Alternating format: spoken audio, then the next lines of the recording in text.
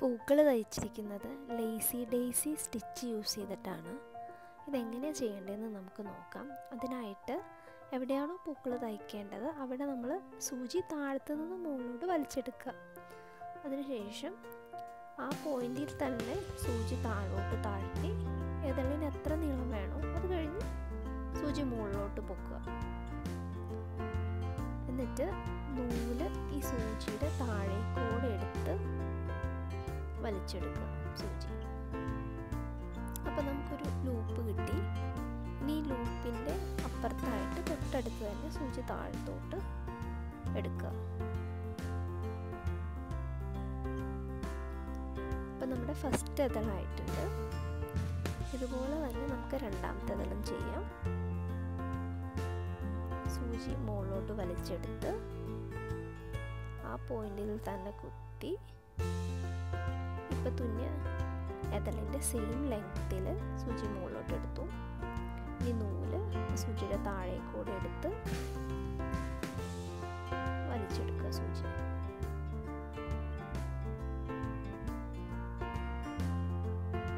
ആ ലൂപ്പിൻ്റെ അപ്പുറത്തായിട്ട് തൊട്ടടുത്ത് തന്നെ സൂചി താഴോട്ട് എടുക്കുമ്പോൾ നമ്മുടെ രണ്ടാമത്തെ എതളും കഴിഞ്ഞു.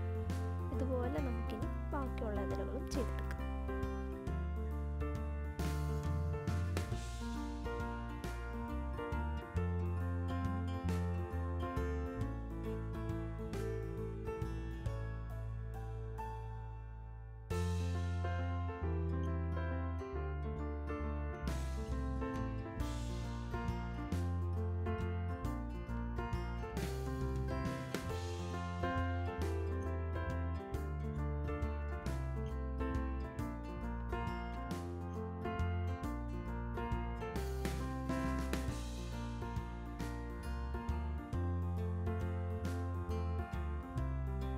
നമ്മുടെ പൂവിൻ്റെ അത് നമുക്ക് ഫ്രഞ്ച് നോട്ട് ചെയ്യാം. ഫ്രഞ്ച് നോട്ട് ചെയ്യുന്നതിനായിട്ട് ആദ്യം നൂലെടുക്കുക, വലിച്ചെടുക്കുക.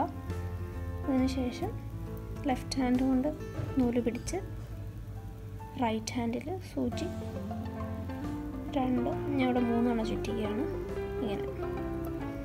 എന്നിട്ട് നൂല് വലിച്ചെടുത്തതിന് ഏറ്റവും അടുത്ത് തന്നെ ചുറ്റിച്ചിട്ട് ലെഫ്റ്റ് ഹാൻഡ് കൊണ്ട് വലിച്ച് ആ ചുറ്റിച്ചതിന് താഴോട്ടെത്തിക്കുക.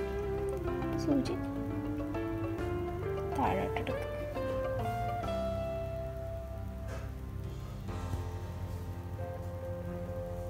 പയ്യെ സൂക്ഷിച്ച് വലിക്കുക.